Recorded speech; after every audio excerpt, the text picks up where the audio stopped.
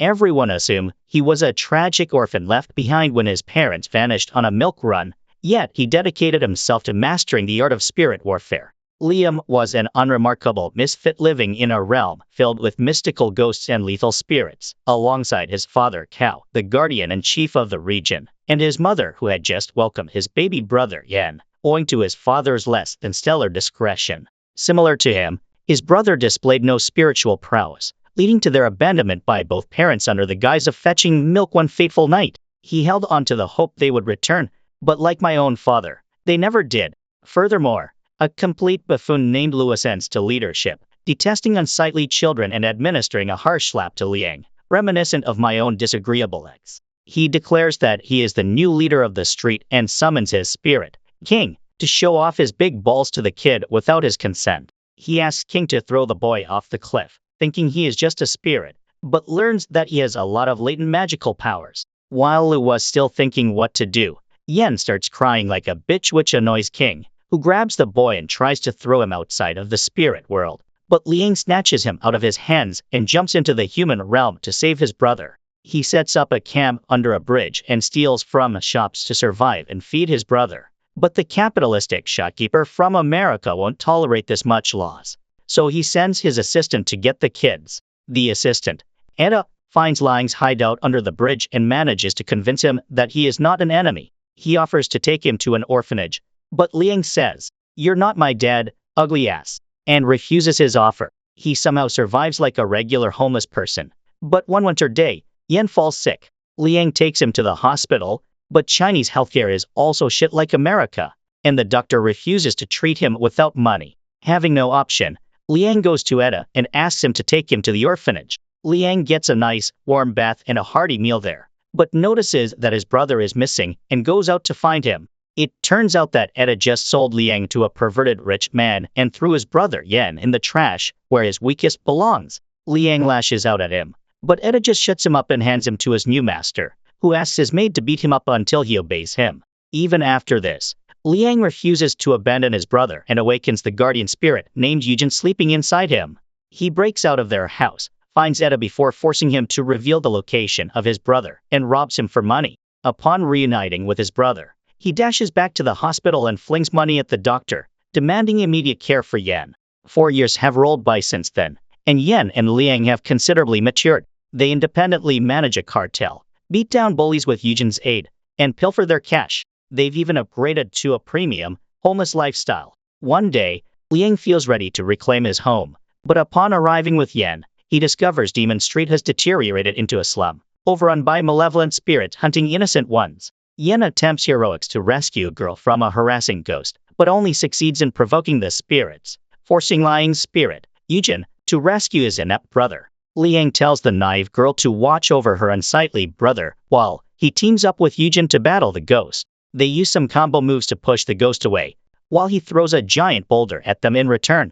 Thankfully, Yujin slashes the boulder to bits and then sends the ghost flying before Liang finishes it off by slamming it to the ground. The news of the brothers' return reaches Liu and he apprehends them at the gate of the Demon Street with an army of ghosts. Liang tells Yan to run and hide, while he faces Liu alone. Liu summons King who attacks Liang, but Yujin stops him using all his strength, but is not strong enough to defeat King and gets struck to the ground. Liu laughs at him for being such a massive loser and reveals that his parents were killed by a very strong spirit.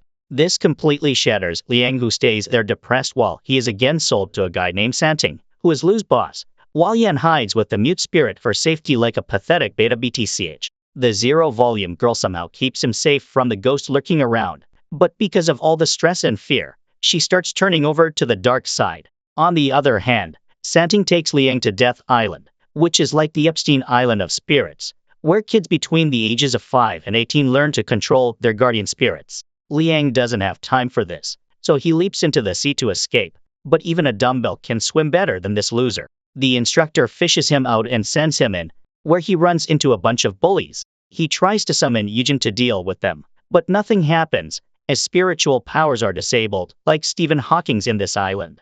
The bullies start whooping his ass after that, but a white-haired boy named Liu arrives there and summons his 3 guardian spirits to scare the bullies away. Liu learns that Liang wants to escape this island to protect his brother and offers to help him escape from it. They climb to the top of the tower on the island. Liu reveals that the only possible way to escape this place is to jump into the sea from this height, as this place is fake, and the real world is located at the bottom of the sea. Liang trusts in his new friend and jumps off into the sea. He keeps on sinking and successfully comes out in the real world, where a fisherman rescues him.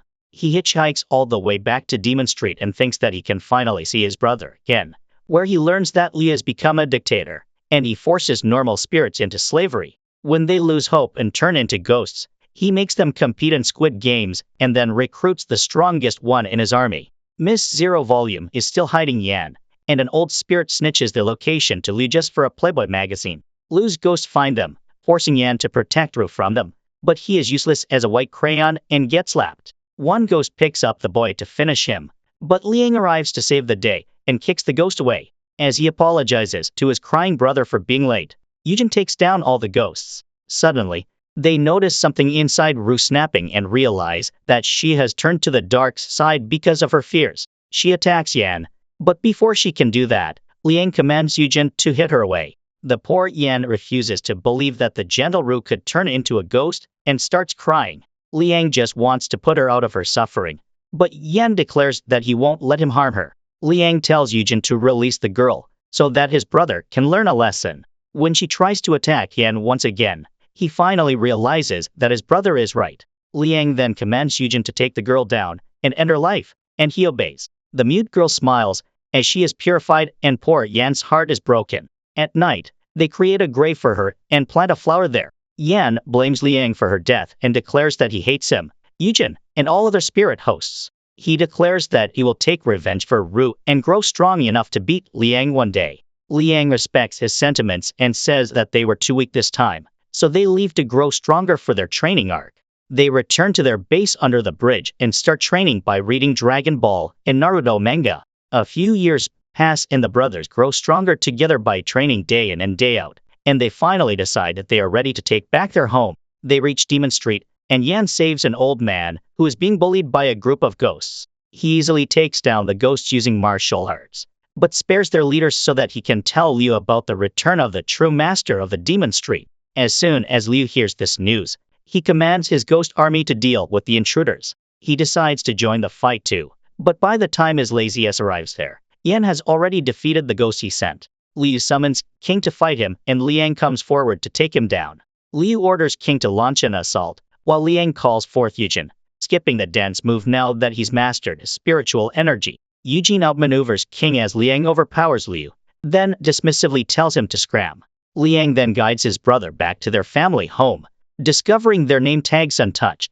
Suddenly, Liu reappears, eager for a rematch. He snatches a chunk of sacred tree bark and devours it like illicit candy, boosting all his stats by 100 points. Shifting into Vegeta's Ultra Ego mode, he resummons King to strike at the brothers. Yujin quickly steps in to protect his master, but an empowered King lands a blow so forceful it sends them reeling into the heart of the city. Yujin somehow manages to keep his master alive while Yan is still at the hill. Liu arrives downtown and continues his attack, and Liang and Yujin try to fight back, but they are not strong enough and King easily defeats them. Liu picks up the injured Liang and thrashes him, but then Yan arrives there and kicks him into a wall, saving his brother. King rushes to his master's side, giving Yan and others enough time to escape. Liu is not injured, but he is pissed now. To end the fight quickly, he feeds the bark of the sacred tree to the ghost army so that they can become much stronger. One superpowered ghost finds the brothers at the gate of Demon Street. Yan rushes to attack it, but his kick is useless against the ghost and Yujin has to step in to save his pathetic ass. Liang wants to get out of Demon Street, but Yan sees the roided-up ghost burning the city and killing ordinary spirits. He declares that he will stay back to save his people, and Liang shuts him up with the Will Smith slap. He grabs and carries Yan to the gate, who keeps on calling him a coward for running away. However, Liang sits at the end and yeets him out of the gate, saying that protecting Demon Street is his responsibility alone. While he is completely out of energy and gets raided by a group of ghosts, and even Yujin has become weak after fighting continuously. They get their ass handed to them by the ghosts, who tie up Liang and take him to Lia's home, who asks him where his brother is. When Liang does a reply, he throws him against the wall and King asks his master to let him interrogate the boy. He starts hitting him with some punches as fake as the WWE.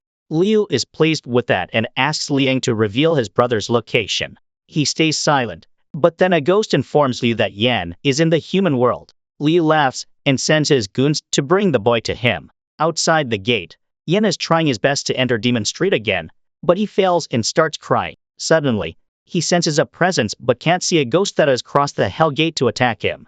He thinks that he is fighting John Cena and gets beaten easily. A ghost soldier seizes Yan, who spits blood on it to render it visible, although the effect is fleeting. Yan then spots a fire hydrant, smashes it open, and the resulting spray outlines the ghost momentarily. He attempts to battle them, but they prove overwhelmingly strong. Nonetheless, Yan hatches a plan and nonchalantly plants himself on a ghost face, dragging it into the gate and eventually to Liu's doorstep, stunning everyone. Liu, amused, approaches the audacious boy who strikes unexpectedly. Liu toys with Yan, shoving him aside, and as Yan lunges again, Liu punches him, sending him tumbling next to his brother. Rallying, the brothers spring up and unleash a coordinated assault, delivering a solid kick to Liu's face. Liu is frustrated and releases his spiritual energy to push Liang back, and then knocks out Yan with a slap.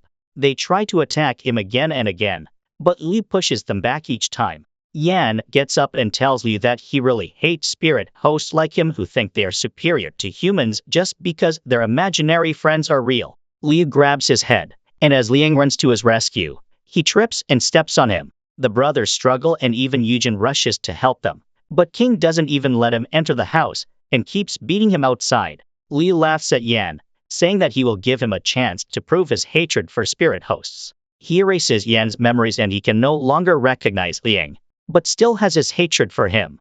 Devoid of his memories, Yan attacks his brother, and Liu tosses a knife at him to make the job easy. Liang tries to snap his brother out of it, but it is no use, and he picks up the knife. Yan attacks him and Liang dodges his attack before slapping him hard. He tells him to snap out of it and keeps telling him to wake up even as Yan keeps attacking him. Liang cannot fight back against him openly, and the best he can do is disarm his brother and toss the knife in the air. However, Yan kicks the knife towards Liang, and it barely misses him and hits the sacred tree. Nearby, Eugen has been defeated by the king, but he still gets up to help his master. Liu doesn't want him to interfere in his fun, and tells King to kill the spirit. King fires warning shots at Eugen, but he keeps on walking and doesn't stop even as his legs and back are pierced. He gets close to Liang, but then an arrow pierces his heart, and he falls to his knees. Meanwhile, Liang has suffered severe damage at the hands of Yan, and he is bleeding on the ground. Yan picks up his knife to finish him off, but just as he is about to stab him, he suddenly stops and starts crying as he asks Liang who he is. Liang smiles as he tells him that he is his brother, and Yan is confused because he still can't remember him.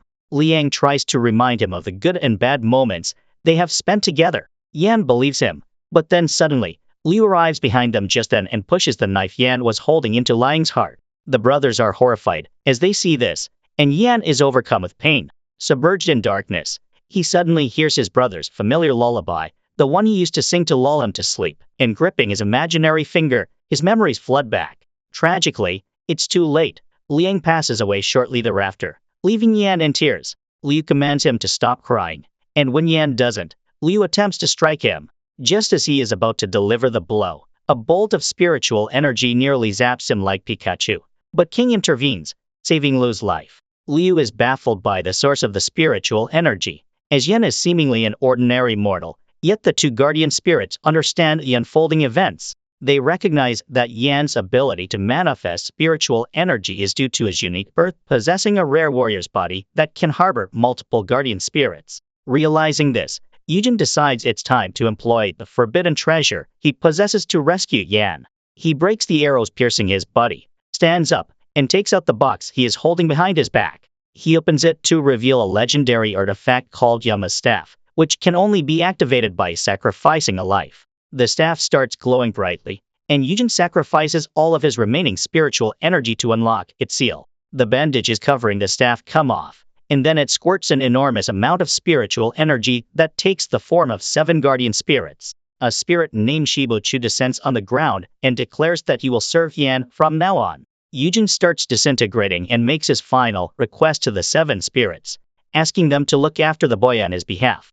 Shuchu and the other spirits decide to lend their powers to Yan and enter his body, but not like a priest's do, and he screams as he feels their power. It is already morning, and Yan puts his brother to rest on the ground as he gets up to avenge him. He calls the staff to him and summons Shu. They walk towards Lu, who has lost all hope of winning and accuses them of using cheat codes. He sends King to attack the boy, but Shibuchu catches him, while Yan gets closer to Lu and hits him with a mighty punch that sends him crashing into his house. Yan walks to the house, dragging the staff to the ground and setting everything it touches on fire. Lu begs him to not come any closer, but Yan keeps on attacking him. Lu blocks his punches, but then Yan hits him with his staff and kick combo. He catches up to him mid-trajectory and hits him with another powerful punch, sending him crashing into his Mini-Bear. Lu finds a broken glass bottle and attacks Yan with it, but he hits him for a home run with his staff. Yan leaps on top of him and starts bashing his face in until he breaks through the roof.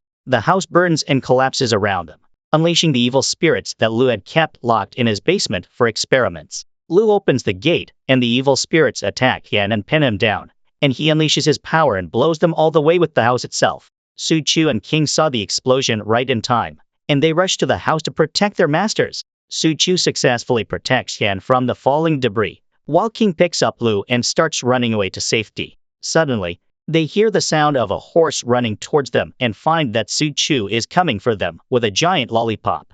Lu is borderline delulu and commands the king to fight him, and the spirit has no choice but to obey. He gets wrecked by the giant lollipop mace, and Chu tells him to stop or he will be completely destroyed. Lu still keeps telling him to fight, and his voice attracts all the ghosts they used to serve him, and they too want to get a piece of him. After getting surrounded by them, Lu can only call King to help. Despite being near death himself, King rushes to Lu's side, starts fighting the ghosts, and defeats all of them. However, he exhausts all his spiritual energy in doing so and starts disintegrating. Lu can't believe it, and he loses his mind just as his guardian spirit vanishes. The necklace proving that he is a leader flies away from him, and Chu decides to put him out of his misery. Yan arrives there at the last moment and stops. I'm not sure from crushing the pitiful man. Instead of killing him, he throws him into the mortal world, saying that death will be an easy punishment for him, and he should suffer all his life. Outside, Lu keeps acting like a big shot and immediately picks a fight with the local gangsters, who'd be in half to death. Inside, Yan sits on the pile of rubble, holding the namugs of his brother and himself, waiting for Lying Spirit to show up on Demon Street. Finally, after 7 days, the rulers of the ghost world decided to make him the next leader of Demon Street and send their representative, Santing, to talk to him. Yan doesn't want to talk to him and commands Chu to finish him, but Santing tells him to stop as he is here to make a deal on behalf of the ghost world. Suddenly, Yan hears Lying's voice and turns around to see the spirit form of his elder brother. He runs to hug him and starts crying, and after a while, Santing tells him that he is now the leader of the Demon Street. However, there is a condition for that. Yan must go to the Death Island to complete his training and master his spiritual energy to become a real leader. Liang stays back to defend their home, bidding his younger brother an emotional farewell as Yan sets off. Yan finishes his training on Death Island and returns, now older than Liang, who remains ageless as a spirit. Together, they vow to protect Demon Street. A decade later, their routine life is disrupted by Xia, an unemployed Chinese woman deemed too old for sweatshop work and unable to secure stable employment. On her first day of job hunting, she encounters the dubious fortune teller Santing. Skeptical of his astrological claims, she dismisses him, only to be struck by a reckless food delivery guy who demands money and sarcastically comments on his own restraint. Her day continues to worsen as she faces more rejections than I've encountered in my entire life. At night, as she is thinking about starting OnlyFans, she gets a message about an urgent job interview. The dimwit Xia immediately rushes to the address given in the message and reaches a place called Demon Street. Even though the street clearly looks like the scarier version of NYC alleys, she stupidly goes inside, not realizing that she crossed an invisible force field. Only after a few minutes of walking does she realize that she is screwed. This was never a job interview and she was called into the hood, either to be disassembled and put on sale in the dark web or to be kidnapped and shipped to Epstein Island. She freaks out and tries to run away, but it seems like her sense of direction is a carbon copy of Wuro no Ajuro. She gets lost on straight streets like an imbecile, and as she is checking out her smartphone, she bumps into a ghost. Steph thinks it is a movie prop, but then the ghost suddenly attacks her, and as she crawls back, she finds her armor where they came from. She realizes that she is screwed and starts running, unaware that someone has noticed her and the ghosts. The ghosts trip her and start approaching to run a train on her. But then suddenly, their heads are pierced by knives and they fall. Al looks up and sees a man holding a giant wrapped schlong that he uses for nightly fun, and his brother juggling knives next to him. The man with the giant schlong is none other than Yan, who has grown up to be a Sigma male, while his brother, Liang, is still the same old. Yan leaps down to the road and creates a giant flame pillar as he lands before taking down the zombies in a crappy 3-fight sequence. Meanwhile, Liang goes to Essia and asks her what she is doing here, as it is a hell street where ordinary humans are not allowed. Yan tells her that his brother is the guardian leader of this place, who is hunting down the ghosts using his firepower. As Essia hears his voice, she suddenly recognizes him as the Uber Eats delivery guy from the morning. He recognizes her too, and they start quarreling with each other. Yan says that he needs her to pay for the repair of his bike, and if she doesn't have cash, a guac guac 3000 will also do. Seiya calls him a predator and starts cursing him out, and in the meantime, the big daddy of the ghost comes there. Yan notices the boss and goes to confront him. He is surprised to find that the boss is a high-level ghost who can even talk, and he replies that his army is here to take over the street. Yan just laughs at him, saying that even female comedians are funnier than him. He declares that among the various hell streets, the Demon Street is the most dangerous one. He is the leader of this place, and he is not going to let just any ghost come and take his territory away from him. The ghost charges up his spiritual energy, but Yan attacks him first with his giant schlong.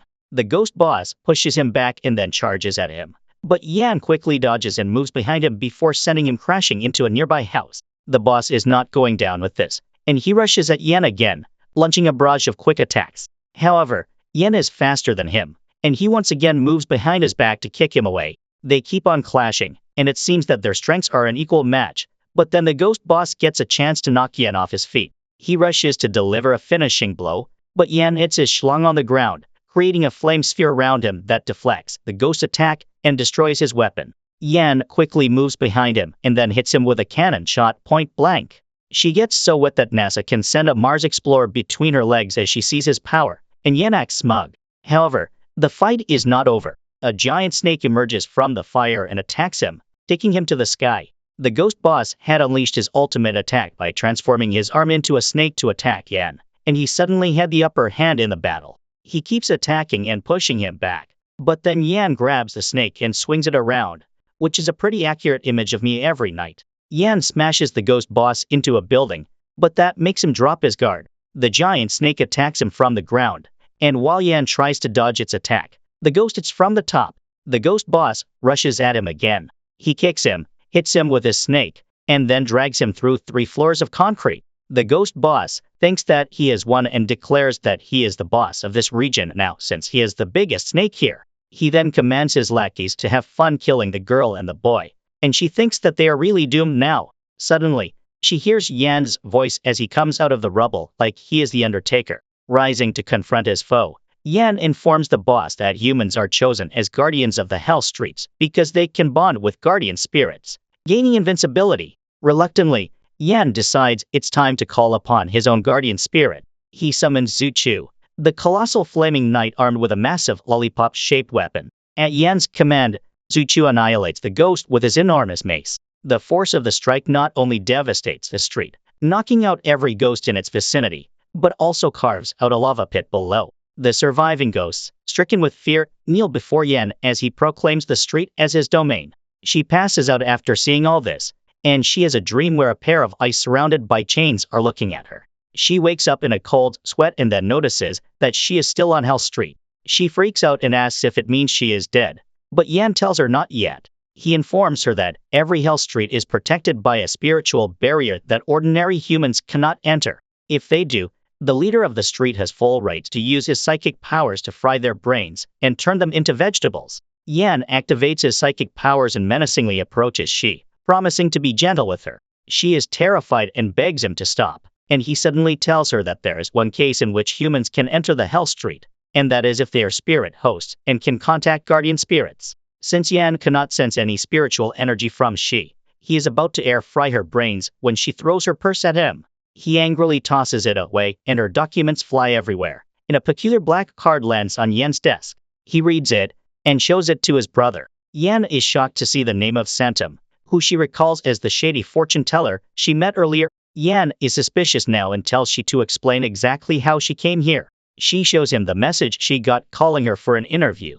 and the brothers realize that it is a psychic message sent to her by Santam, and it means that the girl has some amount of spiritual power. Yan also has some old scores to settle with Santam, and seeing that she is another victim of his pranks, he decides to have mercy on her and send her back home. He takes her outside and tells her to get on his bike and hold tightly so that he can feel some jiggle whenever he brakes. They ride out, and she finds that Hell Street is a whole city. Yana explains that it was initially just one street in the beginning, but since the population of humans increased, the population of spirits also increased. He adds that the rulers of the ghost world have the duty to guide the spirits to the other side. However, because of the huge population problem, the spirits have to wait for so long that many of them lose hope and turn evil like the ghosts they met last night. It is the duty of leaders like Yan to keep the evil spirits from attacking normal spirits and ordinary humans. He tells her some crazy multiverse theory and how there are billions of hell streets and an equal number of leaders who are supposed to look after the spirits there. She then asks him about the giant spirit he summoned yesterday, and Yan summons him once again to show off in front of her. Choo Choo comes out riding a gigantic burning horse like the Ghost Rider from another universe. Yan claims that only those humans with strong guardian spirits can become leaders of the hell streets, and then they get priority to enter the afterworld, while ordinary people have to stay in lines that are longer than the lines on the day a new iPhone releases. Suddenly, he stops the bike as there are a lot of ghosts lingering around the area. Yan tells she that Hell Street is centered around the hill, which is his home, and the farther they get from it, the greater the chances of finding ghosts are. He instructs her to hold on tight as he barrels through a swarm of ghosts, sending them tumbling left and right. Choo Choo, his loyal companion, trails close behind, dispatching any ghost Yan knocks aside. Taking a sharp left, Yan maneuvers into a street as narrow as a typical New York bathroom. The bike barely squeezes through, then leaps into the air and lands on a staircase. The jostle of the ride gives Yan a peculiar thrill as he feels two balls bouncing against his back, prompting him to drive straight into the wall ahead. She worries this might be a foolish end, but it turns out to be some Harry Potter-style magic, and the bike passes through the wall into the mortal realm. Yan safely drops Shy off at home, and he's clearly not going to settle for just a thank you, because Yan is a true hustler. She reluctantly pays him and then asks if the person named Santing, who sent her to the street, is also a leader, and Yan replies that he is not. Santong is someone who has been sent to the human realm by the rulers of the ghost world to find humans who could become high-level spirit hosts. She doesn't think she is anything special, but Yan writes something on his hand and shows it to him. She can read the glowing letter, but a passing student can't see anything. Yan explains that he used psychic power to write the message, and only high-level spirit hosts can see it. He believes that she has a high-level guardian spirit sleeping inside her. Even though she might not realize it, the spirit will make itself known through some strange dreams over time. With that, Yan tells she to never come to Demon Street again because he wants nothing to do with her or Santing. He doesn't care if the man was sent by the lords of the ghost world themselves, and the only thing he knows is that Demon Street is his turf. Hearing those words makes she feel a rainstorm in her pants, and she can only stare at Yan going away. At night, she can only think about his words about how she is a high-level guardian spirit, but she might never see it normally. She is pestered by this and decides to Google 101 ways to awaken your guardian spirit, but all she gets is some unrelated ads and some scammy websites.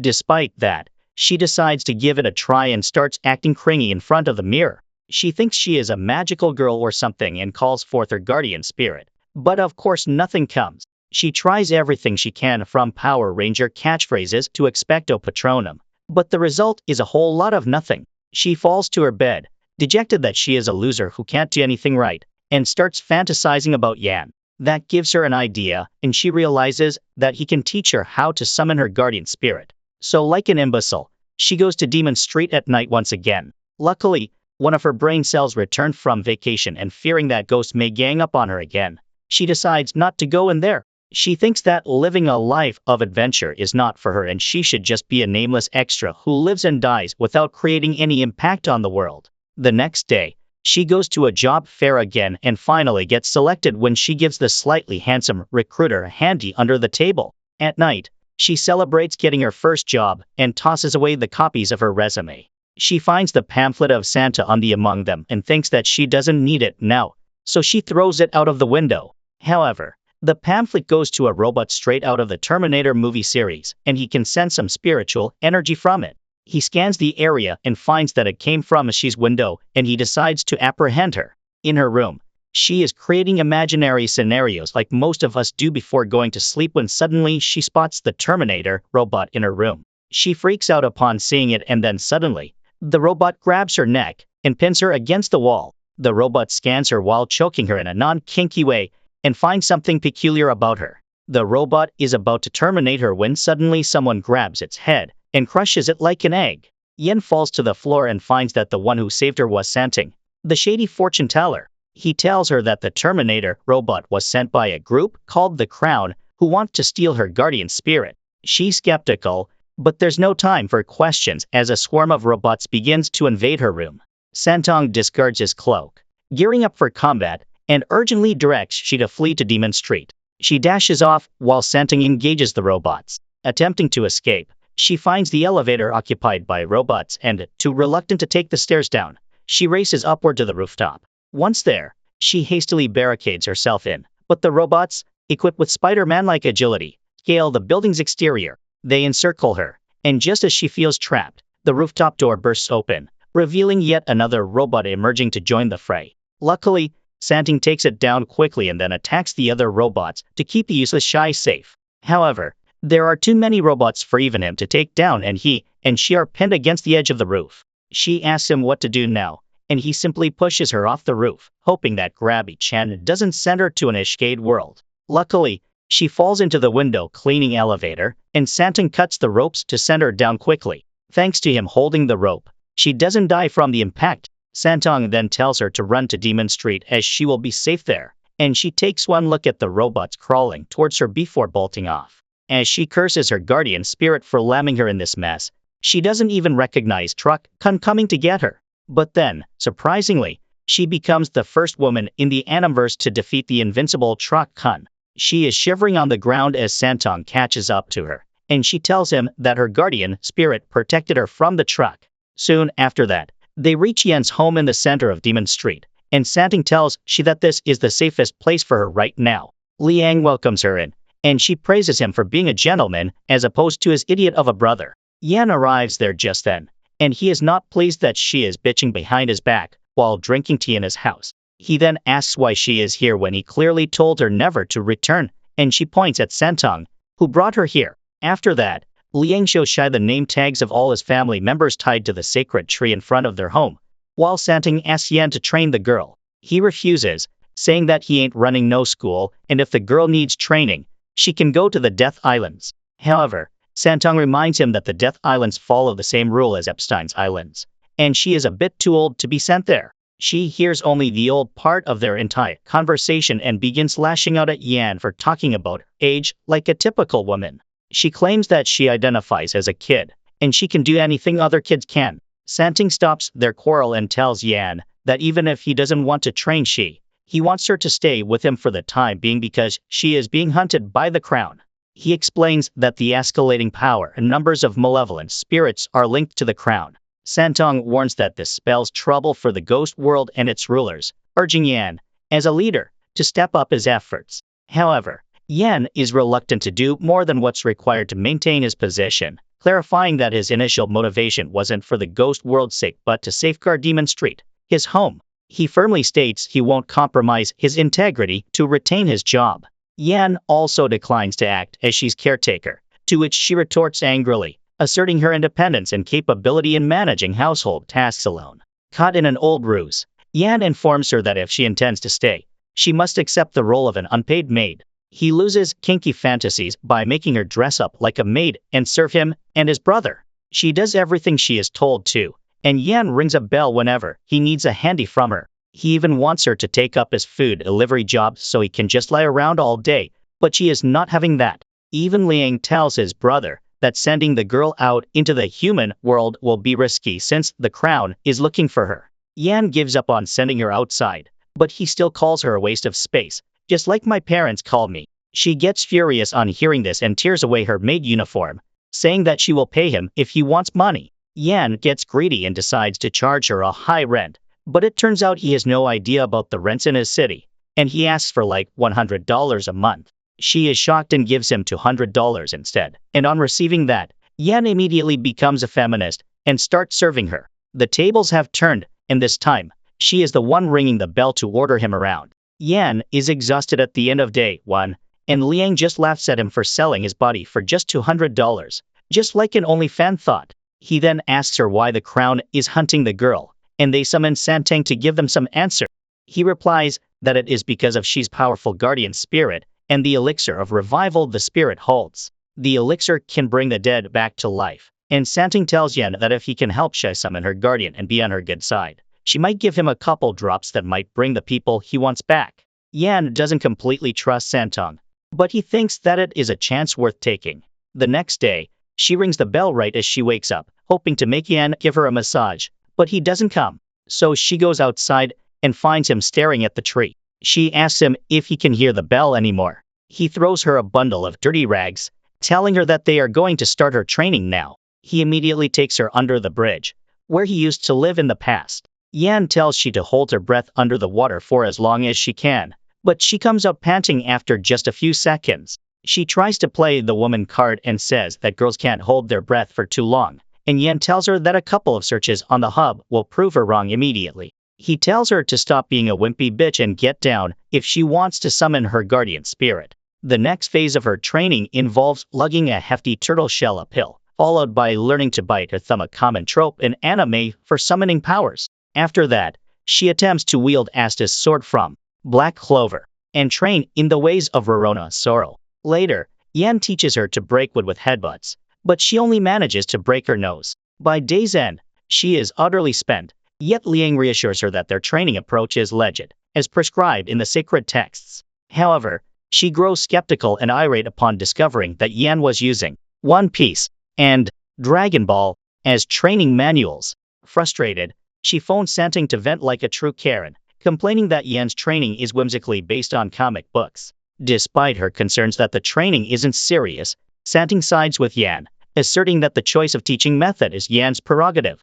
Disheartened by this response, she decides she can no longer stay and asks Santang to take her with him instead. He refuses, saying that he is on a dangerous mission to find a criminal on the run who has been spotted nearby. Yan is curious about the case, and when Santang says that the name of the criminal is Langdo, both he and his brother are agitated, because he is the man responsible for the death of their parents. Santang tells them to calm down because the spotting is probably fake news, and they won't find the real Langdo even if they try. With that, he takes off and she is frustrated because he didn't do anything for her. She refuses to believe the bullshit Yan is selling, as all he tells her is that everything can be achieved by believing in one's goals. He is also not dealing with her tantrums anymore and says that a person who cannot believe in themselves cannot believe in anyone. He doesn't want to help any hopeless loser like that, and she is stunned because no one has given her a reality check like this in months. At night, she can only think about and when suddenly, she hears a boom in the distance. She looks out of her window to see smoke rising from a part of the city and goes to check what's happening. Liang tells her that it is an attack from evil spirits and asks her to come along to see how they deal with it, because that is also part of training. Yan says there is no need to carry a dead weight like her along with them, and he rides off with Liang on his bike. She is pissed now, so she decides to follow him purely out of spite. Yan and Liang reach the site of the incident with a giant bandaged swan. He jumps down and summons his guardian spirit, Su Chu, and they start wiping the floor with the ghosts one by one. Yan then jumps high in the sky and launches a powerful attack on the ghosts, showing them Oppenheimer in 4K. As he comes down and the fire dies, a ghost tries to attack him, but Liang takes it out using a dagger. He then joins his brother and tells him that the level and number of ghosts attacking them are increasing. As Santang had told them, it has something to do with the crown, and Liang thinks that they are running an experiment to check how strong the defenses of Demon Street are. Yan blames it all on Shi as he begins fighting with the next wave of ghosts, and Sunshine also arrives there and sees him fighting. As she feels the Amazon River gushing between her legs, Liang comes to her and says that her brother was not always so strong, and neither did he have the strong Suchu by his side. Suddenly, a ghost creeps up behind them, and Liang knocks it out with one punch before telling Shai that the size of the body has nothing to do with true strength. He picks up the sword of the ghost. He just knocked down and attacks the ghosts surrounding them to show Shai that true strength comes from believing in oneself. He knocks down a few ghosts with the sword, and then ditches it to use his kicks to fight. The ghosts are no match for his speed, and Liang defeats them easily. He then rushes towards Shi, who is unaware that ghosts are approaching her, and saves her useless ass. He then lectures her, saying that if she believes in herself and puts in a lot of effort, she can grow strong even by following any comic. Seems like the riz runs in the family, and she feels that even Liang is man enough to fulfill her desires. Soon, Yan finishes up all the ghosts and they call it a night. The next day, she resumes training with all her heart, and now she can hold her breath for over 3 minutes at a time. Yan is pleased by this and declares that she is ready to practice summoning a spiritual guardian. Later, as she meditates under the giant tree, she sees another glimpse of her sealed guardian spirit, and as he tries to approach her, she pisses her pants and breaks the meditation. Liang is there to provide her backup, and she asks how her meeting with the guardian spirit went. She replies that the spirit appeared to be grumpy, and Liang finds that odd. He explains that guardian spirits mostly show themselves when their master is in danger, and she immediately recalls how he saved her from Truck Kun earlier. She suspects she might have inadvertently offended the spirit, and plans to consult Yan about it later. On the topic of Yan, she notices he's been absent from home quite frequently, which Liang attributes to his search for a criminal named Long Dao. Yan is journeying across the city, reaching out to other leaders to gather any clues about Long Dao. One leader, who maintains a good rapport with Yan, admits he hasn't heard anything about the criminal but cautions Yan to steer clear of this matter, emphasizing that it falls within the ghost world's jurisdiction. Yan is in a sucker for rules and authority, so he keeps looking into Long Dao, asking both guardians and common people if they have seen the man somewhere. As he is asking an employee at a gas station, a member of the crown is spying on him through a robot. He thinks it is the correct time to make a move on Sia, since her bodyguard is not near her, but then a truck passes in front of his robot, and in just that time, Yan vanishes from sight. He goes right behind the robot because he spotted it following him a long time ago. Yan takes off the robot's head and then notices that even Santing is lurking nearby. He asks Santing why he is following him instead of finding Long Dao, and he replies that Yan is doing his job already. Long Dao killed Yan's parents and left him to become a Batman without generational wealth, and now he wants vengeance against him. Santing tells him that no one has been able to find him for over a decade, and on top of that, there is no concrete proof that he killed Yan's parents in the first place. That is why he wants him to focus on protecting Sia from the crown, as they are trying too hard to reach her. Santing believes that the organization might find a way to enter Hell Street without spiritual powers to find out what they are up to. He decides to hack into the robot system. He is able to connect with the officer from the crown, who knows a lot about the way Hell Street works. Santing tells him that it is not manly to hide his name in a fight, but the villain just laughs him off, saying that he has already won the fight. He tells Yan that Sia is not safe even in his demon street, because even though he cannot enter it, he can hire someone who can.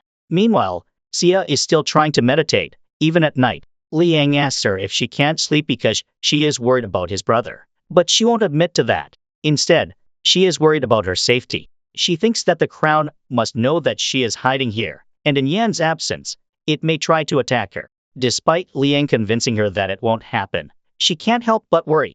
She thinks that the problems with her guardian spirit are connected to the crown and to the criminal named Long Dao as well. Liang wants to let her cook, but then suddenly, he senses something flying towards them. Sia falls on her ass, and Liang stands guard in front of her, facing a giant spider demon. He tells the girl to run back into the house and let a man do the job of protecting her, but she tries to be a feminist.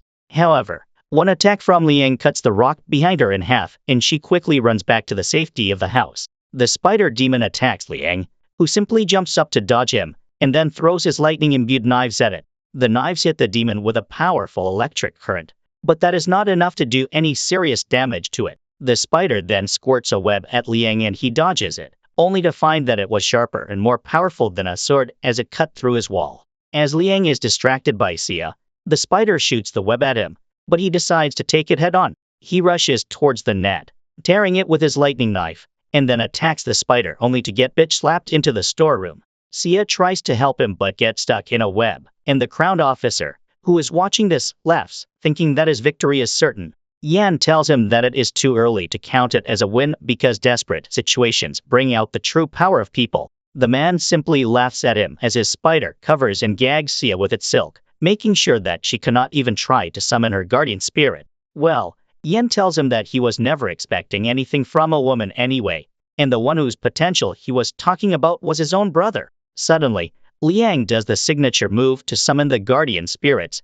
and summons a steampunk knight named Tang Liu. He rushes towards the spider demon and cuts off its arm with a single slash before his spirit gives him a powerful punch. The spider realizes it can't win like this and unleashes the eggs on its back all around the place to help it fight. Liang tells him that just doing this won't be enough to defeat him. He commands his spirit Liu, who summons a portable missile launcher and then takes to the skies along with its master. He launches the missiles, which fly up and collide to create a spiritual circuit. Liang declares that he will finish the fight with his best move and rains lightning attacks on the spider and its kids gathered below. The lightning rain causes serial explosions and turns the yard into something like my local roads. Xia is left speechless by this because all this time she thought that Liang was not a spirit host, and now suddenly he summoned a guardian spirit out of nowhere. The truth is soon revealed as the spirit kneels down and Liang takes out its battery. He explains to Xia that it is just a mecha who runs on a spiritual rune, probably like the Terminator robots that are after her life.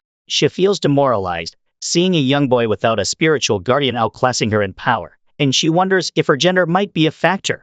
She asks Liang to construct a mecha for her as well, frustrated that her own spiritual guardian won't appear regardless of her efforts. Liang dismisses her request, arguing that entrusting such advanced technology to a woman could be perilous and pointing out that the mecha is only effective against minor threats. He elaborates that a mecha has limited capabilities whereas a guardian spirit can develop and evolve with its master. Unconvinced and still believing a mecha could suffice, Xia is mulling this over when Yan and Santong arrive on the scene. As Yan repairs his house with Zai's assistance, Santong explains to Xia that the purpose of a guardian spirit extends beyond mere combat. It is like a friend and constant supporter to its master and can only be summoned when they have a level of mutual respect. Once the spirit is summoned, it grows closer to its master, and they become stronger together. Santong then tells Xia that Crown is after her guardian spirit because he is special, and if she wants to stop him from falling into evil hands, she must summon it soon. Xia nervously replies that she is scared every time she comes in front of her guardian spirit, and no matter what she tells him, he doesn't seem to listen. Santong is curious and asks if there is anything else that is peculiar, and just as Xia is about to tell him that her spirit is bound by chains, Yan interrupts her. He says that she is not able to summon the spirit because she is a loser who is not working hard enough, and from tomorrow on he is going to double her training. She complains about it, but he replies that they don't have much time because the crown seems to have found out about the weakness of Demon Street's defense. Yan claims that he can't keep protecting the border for too long, and sooner or later they will send more powerful creatures than the spider to catch her. Yan increases Zai's training intensity, and she keeps on doing the step to summon her guardian spirit. She gets embarrassed by it soon enough and starts quarreling with him. Xia asks Yan how he can summon his spirit without the edgy hand signs, and he replies that he has a close bond with his spirit and a lot of spiritual energy. The gestures are only to control the spiritual power of beginners so that they can summon the spirit, and he has already mastered his control over his power, so he doesn't need that. In the meantime, Liang and Santong just sigh over their behavior. Santong says that bringing the girl here was not just for her training, but for Yan's sake as well. He knows how impatient he is, and on top of that, he seems to be blinded by his strength and pride. That is why he wants him to learn more about himself by teaching another person. Liang asks him if he is doing this to make up for his actions in the past, and Santong replies that he doesn't remember much about the past. Right now, all he cares about is Xia summoning her guardian spirit before the crown finds her. After some time, Yan gives up on teaching Zai the old-fashioned way and thinks that they may try something bolder. He has heard that her spirit showed itself to protect her from Truck Kun, so he decides to capitalize on that. Yan summons Zhu and tells her to pick up the girl and follow him. Xia's resistance is useless as Zhu picks her up and follows his master all the way to the edge of the Demon Street. Yan says that this is a good place for her to start training because a lot of bloodthirsty ghosts are here. Before the poor girl can even fully understand what he means, Yan leaves her there and bolts away from the place along with Zhu. Xia is terrified, and that fear gives her all the steroids she needs to run faster than Usain Bolt and catch up to Yan's bike in an instant. She doesn't want to die at the hands of the ghosts, and he replies that her guardian spirit will definitely protect her. He tells her that if she doesn't take this risk, she will surely die when the Crown organization finds her. Yan then tells Zhu to make the girl get away from him and rides away into the distance. As the ghosts start swarming around Sai, even Zhu takes his leave and enters the ground through a portal. Now, she is terrified and cannot even make the gesture to summon a spirit. Luckily, Yan, Liang, and Samtung are all nearby in case anything happens. The ghosts are getting closer to Xia, and she does her best to dodge them and send them away. One ghost apprehends her from behind and grabs her, and the others pin her to the ground. Liang wants to help her immediately, but Yan tells him to wait a bit longer. Xia is getting closer to death with each passing second, and she screams for someone to help her.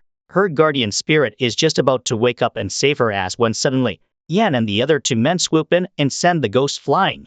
They interfered only because they could sense Sai's guardian spirit and found the reason it could not come out. It was bound by something called the heart chain, and only Xia can break those chains and free him as his master. That may take too long to do on her own, and Yan declares that they don't have that kind of time. The following morning, Yan and Santing share a pot of tea, during which Santing suggests that Xia could break her spiritual bind by consuming a branch from the sacred pagoda tree outside his home. Yan is opposed to the idea, adamant that the tree, a family heirloom, should not be exploited for personal benefit. Just as they discuss this, Xia enters and inquires about their conversation. Santing escorts her outside, explaining that partaking of the sacred pagoda tree, which draws spiritual power from the surroundings, would significantly enhance her spiritual energy. Frustrated that Yan hadn't disclosed this, she confronts him, but he coldly informs her that it's none of her concern. Despite her eagerness to consume a branch immediately, Yan remains firm in his refusal. He says that she is always relying on shortcuts and running away from practice. He accuses her of not working hard enough, just like the billionaires tell the minimum wage guys working for them. She snaps on hearing this and says that she is really working hard and Yan must be blind if he can't see it. He deems her words mere excuses and shuts her down for good. Samtong stops their fight and tells Yan to think calmly about his choice. That night, as Yan lays down in bed, Liang asks him if he can just forget what happened in the past and let the hopeless girl eat a branch of the pagoda tree. He refuses to do so because the power of the tree was what led their family to ruin indirectly. Liang understands his reasoning, but he thinks that perhaps Xia can control the surge of power. He trusts her, but Yan does not. Meanwhile, Xia is sitting on the edge of the hill by herself when Samtong disturbs her. She takes him as a free therapist because he is partly responsible for all her troubles. Xia has started doubting herself after what Yan said earlier, and she thinks that she really is a coward. Samtong tries to convince her that she is working hard, but they do not have enough time to achieve the results using the old way. Xia asks him what she should do in that case, and he simply tells her to decide it herself because it is her life. She gets even more depressed after hearing his answer because if she had made better choices in the past, she wouldn't be here like this. Samtong leaves with that, and moments later, Xia decides to take a closer look at the sacred pagoda tree. Xia walks around it in circles and finds the name tag belonging to Yan and his brother. That reminds him of his harsh words from earlier, and she decides to pay them no heed and steal a branch from the sacred pagoda tree. She starts climbing the tree thinking about all the failures in her life, which is basically 80% of the total time she has spent living. However, as soon as she reaches a branch, Saya really starts thinking that she hasn't tried hard enough, and she is always relying on others for help. She decides to get down from the tree without stealing anything and decides to work hard by herself to free her guardian spirit. Yan, who was watching everything from the window, is pleased that she made the correct choice. He returns to his room after that, but then suddenly feels disturbances all around Demon Street. He runs outside, followed by Liang, and even Samtong comes there. They notice a portal open up in the sky, and the man from Crown who wants to kidnap Xia is there with all his robots. He commands them to infiltrate Demon Street and bring the girl to him at all costs. The robots run wild in the streets and harass every idiot who thought that AI could never take over humanity. Everyone runs for their lives as they get their asses beat, and Xia and Liang wonder how the Crown could open a portal in the sky. Yan says that it doesn't even matter, summons Zhu Chu and tells him to close the portal. Liang also wants to join the action, but Yan tells him to stay behind and protect Xia. Yan and Zuchu head to the area where the robots are attacking people and take them down quickly. The robots are no match for Yan as he unleashes a devastating Stickman Legends combo, decimating many of them in a single strike. He approaches a portal high in the sky, peering inside to discover that the crown has linked Demon Street with another Hell Street. Just as he prepares to approach and destroy the portal, he spots another opening in the distance. Surrounded by robots, Yan instructs Zuchu to tackle the second portal while he handles the current one. Meanwhile, back on the hill, Xia is concerned for Yan's safety and urges Santing to assist him. But Liang reassures her of his brother's strength, confident that Yan can manage the intruders even with two portals looming overhead. No sooner does he mention this than a third portal appears near them. Realizing Yan can't handle this alone, Xia implores Santing to prove his worth as she pushes him toward the third portal. Observing the new portal, Yan resolves to tap into his full power to swiftly resolve the situation. He unleashes the fire sealed in his giant schlong to send the robots attacking him flying away. He then erupts in flames, dealing with all the robots at once and challenges their boss. The boss realizes that he can't fight against him, so he sends more robots down while running away like a rat. While Yan, Zuchu, and Samtong fight at the three fronts, Xia can only worry about them. However, Liang notices a pattern in the opening of the portals and realizes that the next one might open right behind their house. He climbs on the rooftop and summons his mecha spirit, Liu Yu, to set up a trap for the enemies when they come. His prediction is so good that he can earn the top prize in every fantasy sports league. A portal opens right next to his house, and Liang commands his spirit to use their ultimate attack and rain thunder on them. He attacks the robots at their base without giving them a chance to even enter Demon Street. Samtong has also finished his task, and he is impressed by Liang's abilities. Zuchu also defeats the last few robots remaining on his side, and Yan is the last one to win his battle. Zai, who has been watching everything like a useless decoration, feels guilty that she couldn't help. When Liang tries to comfort her by saying that they will keep on protecting her even in the future, she gets even more depressed. She doesn't want to be a weak woman who means to be protected by men all the time. She says that she is useless, and Yan arrives there just in time to tell her that she is right. He says that she was too weak to stay in the human world and came to Demon Street, and even though she is way too old to learn the ways to command her spirit, she is still trying. He then praises her, saying that despite being weak and useless, she has not given up on being a woman.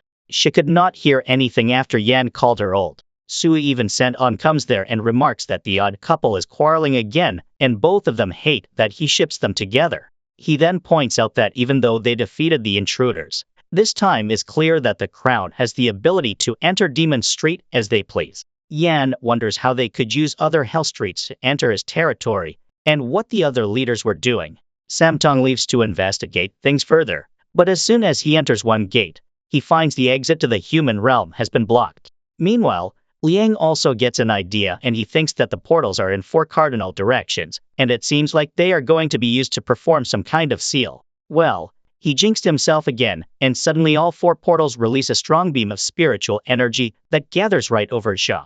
The beam travels to the ground and Yan reacts quickly and saves Xia from getting hit by it. However, that was not an attack, but a way to send the crown's hidden weapon to the Rakasha realm. Yan and Xia notice a demonic wolf monster with 3 heads in front of them. In fact, Zuchu warns his master that the monster is really powerful. The wolf appears really furious, and as it roars, Xia wets herself. She asks how such a powerful monster can enter the Demon Street, and Yan says that it is no big deal. The barriers surrounding the Hell Streets are not that hard to break, and a monster this powerful has more chance to do that than weaker beings. However, Yan thinks that the monster is too dumb to break into the Demon Street by itself, and there must be some sort of mastermind nearby. The monster rushes to the city and starts attacking people. Everyone runs away from it, but a girl who is hiding in an alley out of fear gets found out. The wolf monster is about to have a late-night snack thanks to her when Yan arrives there to confront it. The monster tries to attack it, but Yan kicks it away before it has the chance to do anything and saves the girl in the same swoop. The girl evokes memories of Ru, the girl with 0 volume, and Yan's momentary distraction allows a wolf monster to launch a fiery attack. Fortunately, Saiku intervenes, rescuing Yan and urging the girl to find a hiding spot. From a distance, Xia and Liang observe the ongoing battle, with Liang remarking that Yan has always been the protector of Demon Street, which is why he reacts fiercely to any disruptions on his territory. In the downtown area, Yan and Saik engage the fire-breathing wolf monster. Saiku successfully blocks an initial fiery assault, and Yan moves swiftly to tackle the wolf before it can unleash another fire breath. However, Yan faces the challenge of dealing with a three-headed wolf, complicating his efforts to subdue it single-handedly. Amid the chaos, a nearby spirit, overwhelmed by the violence, loses all hope and transforms into an evil spirit. He attacks a woman next to him, but luckily, Yan notices it in time and holds the man so that others can escape. Meanwhile, the damage from the wolf's attacks is getting more severe, sending more spirits to the dark side. Yan won't let that happen, and so he creates a portal himself and asks Saik to get ready for a change on the battlefield. Yan shoots the dog with his sklong, irritating it enough to make it follow him into the portal. Saiku also follows them, and the portal closes. They enter a desert where Yan and his guardian spirit can use their power without holding back. Saiku is happy that Demon Street will not be damaged anymore, but then suddenly, Liang senses an attack coming towards them. He quickly deflects it before asking the attacker to show himself. The crown official comes forward and introduces himself as Hale, the night's strongest person in the group. Just one look at him, and Liang can tell that he is not allowed within 500 miles of schools. Even Xia can tell that he is the type of guy to push LGBT propaganda into school books, and she immediately hates him for it. Hale says that he is here for her guardian spirit, and to get to her, he had to break through 4 different hell streets. As he is going on with his evil monologue, Liang suddenly attacks him, declaring that he won't let anyone harm Xia or this place. Hale just laughs at his confidence and tells him that he just defeated 4 leaders who were all stronger than him. Liang is nervous now, but he is not about to give up yet and summons Liu Yu again. Hale just snickers at him, saying that he knows about the power and limitations of his mecha. He knows that Liu Yu can use its ultimate attack just once a day, which he has already done. He laughs, saying that the battle is quite easy for him now, and he doesn't have to worry about a single thing. On the other hand, Yan and Saiku are about to let loose on the wolf who attacks him first. Saik intercepts its attack with his giant lollipop and smacks it away, but the wolf still hits him with a point-blank fire breath. Saik keeps on keeping the wolf busy and gives Yan the time to charge a powerful attack that blows it away. However, that attack doesn't do much damage to the wolf, probably because it is also a fire element monster. But Yan is just too dumb to see it. He commands Saik to join him so that they can tag team the wolf from both sides and find out its weakness. They run towards the wolf, with Yan taking the front and Saik taking it from the back, but in a non-kinky way. The wolf realizes that it is under attack and quickly attacks Saik, but Yan saves him by shooting a fire cannon at the monster. He reunites with his master and thanks him for saving his ass, and together they wonder about the monster's weak point. They attack it again, and Saiku distracts the monster with a giant lollipop, while Yan jumps on it and breaks one of its teeth. They move back after that, and Saiku points out that the wolf has never once opened its eyes ever since they started fighting, but it can still track their movements precisely. Yan replies that it must be because the monster must have the sharp hearing and knows that most dogs possess. Saiku asks him what they should do now, and he replies that he lured the monster to this desert because it is a special dimension that is the forgotten end of all the hell streets. There are portals to every hell street there, and Yan thinks that the wolf can't catch their scent if they use those portals to attack it. He commands Saiku to lure the monster, and he runs away while dragging his mace on the ground. The wolf follows him, and Yan rides it to predict what it is going to do next. The wolf breathes fire at Saik, who vanishes into a portal, and then Yan attacks the wolf from the top before jumping into a portal over it. He reaches another hell street and shoots the wolf from there, but it dodges it and escapes. Yan and Saik chase it through more dimensions than Doctor Strange explored in his movie while launching surprise attacks at it. They finally bring it back to the desert, but there they notice that the injuries on the wolf heal by themselves. They realize that the wolf is actually a guardian spirit that can heal its injuries using spiritual energy, and the only way to defeat it is to kill the spirit host. Meanwhile, in the Demon Street, Liang is at a disadvantage in his fight against Hale, and Saiku comes out to worry for him. He tells her to hide somewhere she won't be a hindrance to him if she obeys. Hale comes forth, taunting the boy for being too weak, and he jumps in the air using his mecha's help and throws knives at him. Hale quickly dodges them and appears behind, lying even before he can blink. Liang dodges him somehow with the help of his mecha, but it has taken too much damage to move. Hale tells him to give the useless girl to him and he will spare his life, but Liang is not going to do that. He lunges at the formidable villain, but finds himself outmatched by his expert kung fu tactics. Cornered with no alternatives, he urges Xia to consume parts of the sacred pagoda tree to unleash her guardian spirit for the fight. Hesitant, she rushes towards the tree but recoils, fearing Yan's reaction and the personal cost he might demand. Liang, frustrated, chides her, arguing that serving his brother would be preferable to becoming a test subject for Hale and his group. Realizing the urgency, she peels off some bark from the sacred tree. She consumes it reluctantly, as if it were a taboo delicacy, an experience as unsettling as a regrettable past action. Nevertheless, the tree's bark proves potent, and Xia soon finds herself surging with an overwhelming burst of spiritual energy. Her guardian spirit receives the energy and breaks free of its chains. She screams as an insane amount of spiritual energy is released from her body that illuminates the entire demon street. Everyone is blown away by the shockwave resulting from that energy, and her spiritual guardian comes forth. He is completely out of control, and Xia thinks that it is because he was chained for too long. However, as the spirit starts shooting laser cannons out of its mouth, she realizes that they are all screwed. Suddenly, a fireball hits the spirit's head, and he gets even more agitated. He turns around to see who dared to hit him, and when he doesn't find anyone, he just attacks the sacred tree. His laser cannon causes the tree to explode, and then the fragments of the explosion gather together and form a huge sky beam. The residents of Demon Street can only stare at the sky beam, but not for long, as the beam starts sucking them in like a black hole. They get sucked into the pillar of light, and Xia can only scream what is happening. Hale gives her the answer, telling her that the sacred tree serves as the border between the ghost world and Hell Street, and now that it is gone, the spirits will get direct entry into the ghost realm without any papers. He says that now both worlds will suffer because of this, and tells Xia to come with him if she wants to live. She is too dumb to make decisions for herself and looks towards Leon, but finds that he is too busy clinging to a rock for his dear life. The realization that Leon is not a human but a spirit hits her like a truck, and she walks towards him to keep him safe. He loses grip on the rock and flies away, but she grabs his hand at the last moment.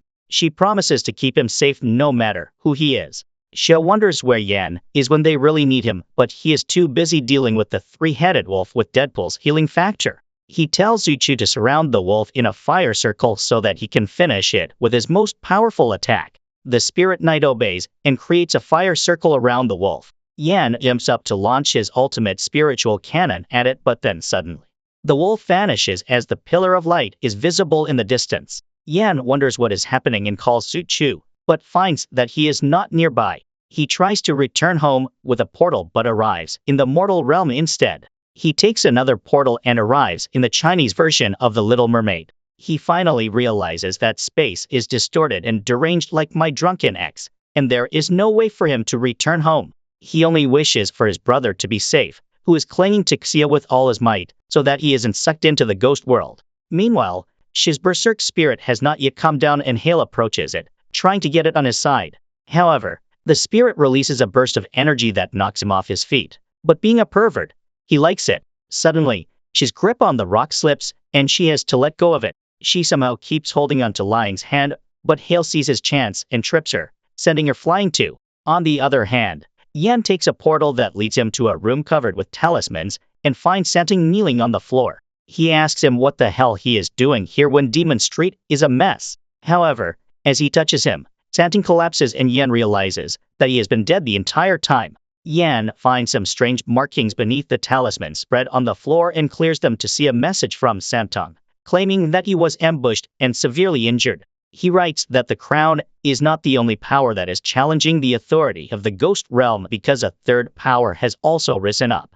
Yan realizes that the Santing he's encountered in recent months is a fraud and hastily returns through the portal he originally used. Meanwhile, on Demon Street, she narrowly avoids being pulled into the ghost realm by clutching Hale's hair. Despite her resistance, Hale attacks Liang, causing Xia to lose her grip. She struggles desperately to reach him as he's drawn into the beam, but her efforts are in vain. Just then, Yan arrives just in time to rescue the day, grabbing Liang's hand and pulling him close, vowing never to let him perish again. Moved to tears by Yan's heroism, she watches the brothers' reunion. Yan then inquires about the situation, and Liang recounts his inability to fend off Hale, leading him to urge Xia to consume the bark of the sacred tree. Unfortunately, Shi's spirit interaction backfires, resulting in the destruction of the tree. Although Yan is upset, He simply instructs Xia to take care of Liang as he prepares to confront the queer villain. Hale, mocking Yan, boasts about his superior powers as a high-level spirit host and summons his spirit, the formidable three-headed wolf, to demonstrate his might. He uses a forbidden technique and becomes one with his spirit, but Yan only says that it will be easier to defeat him in this form. Hale attacks him immediately and pushes him back. Yan counters with a spirit cannon shot, but Hale deflects it towards Sai's spirit, who gets enraged at him and uses his laser cannon on him. Luckily, Zhu Chu arrives there just in time to protect his master. Yan tells him to handle the berserk spirit while he deals with the unholy union of man and beast. Zhu Chu rushes towards his spirit, blocking its laser cannon and hitting it with some heavy jabs. While Hale attacks Yan with full speed, he simply dodges the wolfman's attacks and even manages to push him back. However, Hale uses his dark spiritual energy to attack him, and even after blocking it, Yan is flung high in the sky. Hale reaches behind him instantly and smacks him into the ground, calling him a disappointment. However, that was a mistake as the bandages around Yan's schlong have already started to unwind, revealing that it is an ancient artifact belonging to his family. Yan uses it to command his second guardian spirit to show itself. Hale is on his back now as he realizes that Yan is a special human called the warrior body who can command more than one spirit. Yan tells him to relax because he is not going to fight his spirit because he summoned it just to fight the berserk guy in the background. On his cue, the second spirit rushes to aid Zhu Chu, and Yan declares that he can fight with his full strength now. He attacks Hale and keeps him on his toes while his spirits are whacking Chia's spirit from both sides. The berserk spirit tries to show some kung fu moves to face both of them together, but it is useless in front of two bigger and more powerful guys. In frustration, he shoots his laser cannon everywhere, almost hitting Yan. The spirit leaps down and positions his colossal pot atop the sky beam, effectively halting the suction of spirits into the ghost realm. Xia, frustrated by the delay, confronts Yan about his tardiness, only for Yan to reveal that he is not the real Santang, but the man who killed him. The imposter, exposed, merely laughs off the discovery, unfazed because he has already achieved his goal with the destruction of the sacred tree. Xia, realizing she was manipulated into aiding the fake Santang's plan, confronts him about her unwitting role. The imposter coldly tells her she should feel fortunate to have been made useful through his scheme. He then discloses that the sacred pagoda tree can be rejuvenated by gathering parts from the other 3 sacred trees hidden across various hell streets. As he prepares to depart, Yan intervenes. The fake Santang, however, warns Yan that he is too weakened to challenge him after summoning 2 of his guardian spirits, suggesting a dire predicament for Yan. Suddenly, the sun rises, and as the sun rays hit Chia's spirit, the dark energy within it is expelled, and it collapses as it turns into a normal spirit. Xia nervously approaches him, but freaks out as he gets up. The spirit gently caresses her, saying that she looks like someone he used to know, and Xia doesn't understand what he is getting at. Suddenly, she takes a look at Yan, who is struggling to even stand up, and immediately asks her spirit to give him the elixir of revival. The spirit tells her that it took thousands of years to create the elixir, but he gave it to someone else years ago. Santan has no interest in them since the spirit no longer has the elixir, and he says, "Zhao." Before running off, Yan grunts because they helped Xia for nothing, and she can only apologize to Liang, who cannot be revived now. He just smiles as he tells her that it is good news because without the elixir, the crown won't pursue her, and she can go home and live a normal life. However, Xia refuses to do so and declares that she will repair the sacred pagoda tree because it was her guardian spirit who destroyed it. She apologizes to the brothers, and then her spirit declares that he will always stay by her side and protect her. She asks him for his name, and he replies that he is called like Sunyuan. Later at night, Yan and Liang sit on the rooftop, talking about how Xia really plans to repair the sacred pagoda tree. Liang tells his brother to go with her while he protects the demon street. Yan refuses, saying that he doesn't want to leave him alone yet again and recalls how things ended in the past.